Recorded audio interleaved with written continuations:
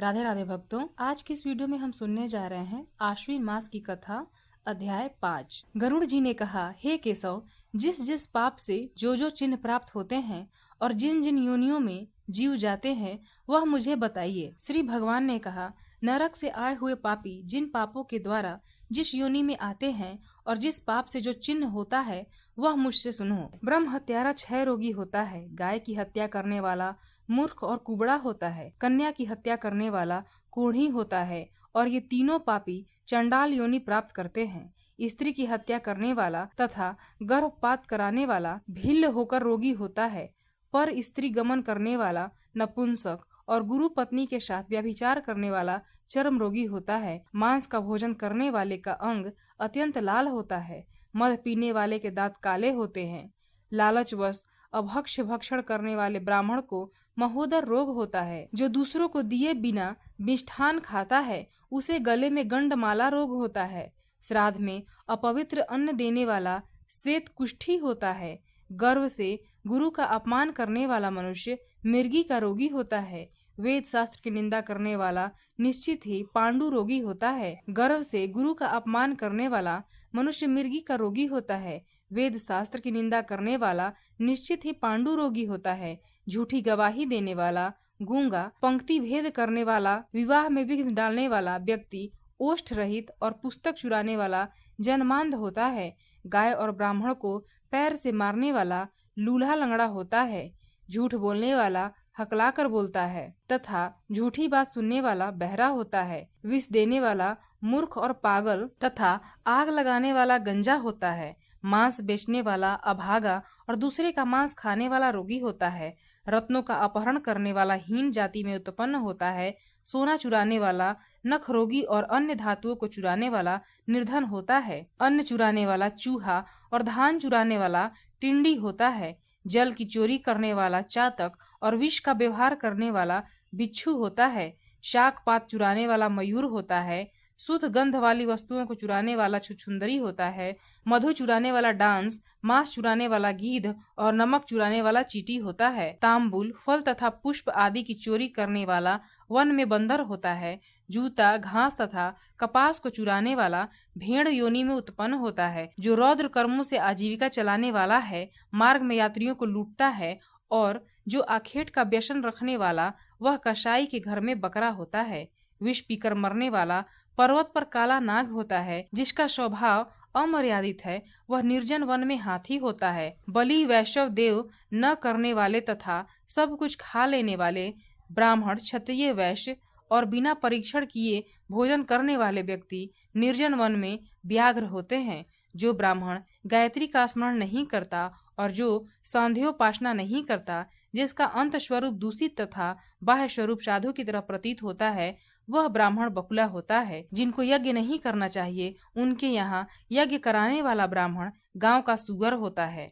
क्षमता से अधिक यज्ञ करने वाला गर्दभ तथा बिना आमंत्रण के भोजन करने वाला कौआ होता है। जो सत्पात्र शिष्य को बिना विद्या नहीं प्रदान करता, वह ब्राह्मण बैल होता है। गुरु की सेवा न करने वाला शिष्य बैल और गधा होता है। गुरु के प्रति अपमान से तात्पर्य से हूँ तथा तू शब्दों का उच्चारण करने वाला, वाद विवादों में ब्राह्मण को पराजित करने वाला, जल विहीन अरण्य में ब्रह्म राक्षस होता है। प्रतिज्ञा करके द्विज को दान न देने वाला शियार होता है। सत्पुरुषों का अनादर करने वाला व्यक्ति अग्निमुख शियार होता है। मित्र से द्रोह करने वाला पर्वत का गीध होता है और क्रय में धोखा देने वाला उल्लू होता है। वर्णाश्रम की निंदा करने वाला वन में कपोत होता है। आशा को तोड़ने वाला और स्नेह को नष्ट करने वाला, द्वेषवश स्त्री का परित्याग कर देने वाला बहुत काल तक चकोर होता है। माता पिता, गुरु से द्वेष करने वाला तथा बहन और भाई से शत्रुता करने वाला हजारों जन्मों तक गर्भ में या योनि में नष्ट होता रहता है। सास ससुर को अपशब्द कहने वाली स्त्रियां तथा नित्य कलह करने वाली स्त्री जलौका अर्थात जल जोक होती हैं और पति की भर्त्सना करने वाली नारी जू होती है। अपने पति का परित्याग करके पर पुरुष का सेवन करने वाली स्त्री चमगादड़ी, छिपकली अथवा दो मुंह वाली सर्पणी होती है। सगोत्र की स्त्री के साथ संबंध बनाकर अपने गोत्र को विनष्ट करने वाला लकड़बग्घा और शाही होकर ऋष योनि में जन्म लेता है। तापसी के साथ व्यभिचार करने वाला कामी पुरुष मरु प्रदेश में पिशाच होता है और अप्राप्त यौवन से संबंध करने वाला वन में अजगर होता है। गुरु पत्नी के साथ गमन की इच्छा रखने वाला मनुष्य गिरगिट होता है। राजपत्नी के साथ गमन करने वाला ऊंट तथा मित्र की पत्नी के साथ गमन करने वाला गदहा होता है। गुदा गमन करने वाला विष्ठाभोगी सूअर तथा शूद्रागामी बैल होता है। जो महाकामी होता है वह काम लंपट घोड़ा होता है। किसी के मरणा शौच में एकादशाह तक भोजन करने वाला कुत्ता होता है। द देव द्रव्य भोक्ता देवलक ब्राह्मण मुर्गे की योनि प्राप्त करता है। जो ब्राह्मण धम द्रव्यार्जन के लिए देवता की पूजा करता है वह देवलक कहलाता है। वह देव कार्य तथा पितर कार्य के लिए निंदनीय है। महापातक से प्राप्त अत्यंत घोर एवं दारुण नरकों का भोग प्राप्त करके महापात की व्यक्ति कर्म के क्षय होने पर पुनः इस मृत्यु लोक में जन्म लेते हैं। ब्रह्म हत्यारा गदहा ऊंट और महिषी की योनि प्राप्त करता है तथा सुरापान करने वाला भेड़िया कुत्ता एवं सियार की योनि में जाते हैं। स्वर्ण चुराने वाला कृमि कीट तथा पतंग की योनि प्राप्त करता है। गुरु पत्नी के साथ गमन करने वाला कृष्ण तृण गुल्म तथा लता होता है। पर स्त्री का हरण करने वाला धरोहर का धरण करने वाला तथा ब्राह्मण के धन का अपहरण करने वाला ब्रह्म राक्षस होता है। ब्राह्मण का धन कपट से स्नेह से खाने वाला 7 पीढ़ियों तक अपने कुल का विनाश करता है और बलात्कार तथा चोरी के द्वारा खाने पर जब तक चंद्रमा और तारकों की स्थिति होती है तब तक वह अपने कुल को जलाता है। लोहे और पत्थरों के चूर्ण तथा विष को व्यक्ति पचा सकता है, पर तीनों लोकों में ऐसा कौन व्यक्ति है जो ब्राह्मण के धन को पचा सकता है।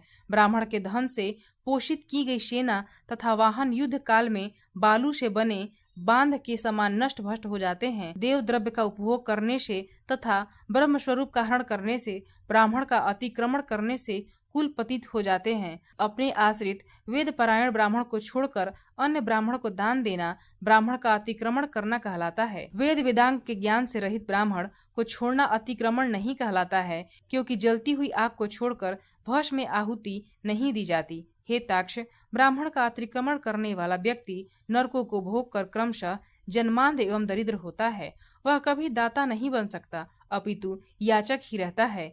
अपने द्वारा दी हुई अथवा दूसरे द्वारा दी गई पृथ्वी जो छीन लेता है वह 60,000 वर्षों तक विष्ठा का कीड़ा होता है। जो स्वयं कुछ देकर पुनः स्वयं ले भी लेता है वह पापी एक कल्प तक नरक में रहता है। जीविका अथवा भूमि का दान देकर यत्न पूर्वक उसकी रक्षा करनी चाहिए। जो रक्षा नहीं करता प्रत्युत उसे हर लेता है वह पंगु अर्थात लंगड़ा कुत्ता होता है। ब्राह्मण को आजीविका देने वाला व्यक्ति 1 लाख गोदान का फल प्राप्त करता है और ब्राह्मण की वृत्ति का हरण करने वाला बंदर, कुत्ता एवं लंगूर होता है।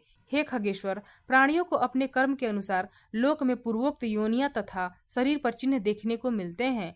इस प्रकार दुष्कर्म करने वाले जीव नारकीय यातनाओं को भोग कर अविष्ट पापों को भोगने के लिए इन पूर्वोक्त योनियों में जाते हैं। इसके बाद हजारों जन्मों तक पशु पक्षी का शरीर प्राप्त करके वे बोझा ढोने आदि कार्यों से दुख प्राप्त करते हैं। फिर पक्षी बनकर वर्षा, शीत तथा आतप से दुखी होते हैं। इसके बाद अंत में जब पुण्य और पाप बराबर हो जाते हैं तब मनुष्य की योनि मिलती है। स्त्री पुरुष के संबंध से वह गर्भ में उत्पन्न होकर क्रमशः गर्भ से लेकर मृत्यु तक के दुख प्राप्त करके पुनः मर जाता है। इस प्रकार सभी प्राणियों का जन्म और विनाश होता है। यह जन्म मरण का चक्र चारों प्रकार की सृष्टि में चलता रहता है। मेरी माया से प्राणी रहट की भांति ऊपर नीचे की योनियों में भ्रमण करते रहते हैं। कर्म पाश बंधे रहकर कभी वे नरक में और कभी भूमि पर जन्म लेते हैं। दान न देने से प्राणी दरिद्र होता है। दरिद्र हो जाने पर वह फिर पाप करता है। पाप के प्रभाव से नरक में जाता है और नरक में लौटकर पुनः दरिद्र और पुनः पापी होता है। प्राणी के द्वारा किए गए शुभ और अशुभ कर्मों का फल भोग उसे अवश्य ही भोगना पड़ता है, क्योंकि सैकड़ों कल्पों के बीत जाने पर भी बिना भोग के कर्म फल का नाश नहीं होता। इस प्रकार गरुड़ पुराण के अंतर्गत सदोद्धार में पाप चिन्ह निरूपण नामक 5वां अध्याय पूर्ण हुआ।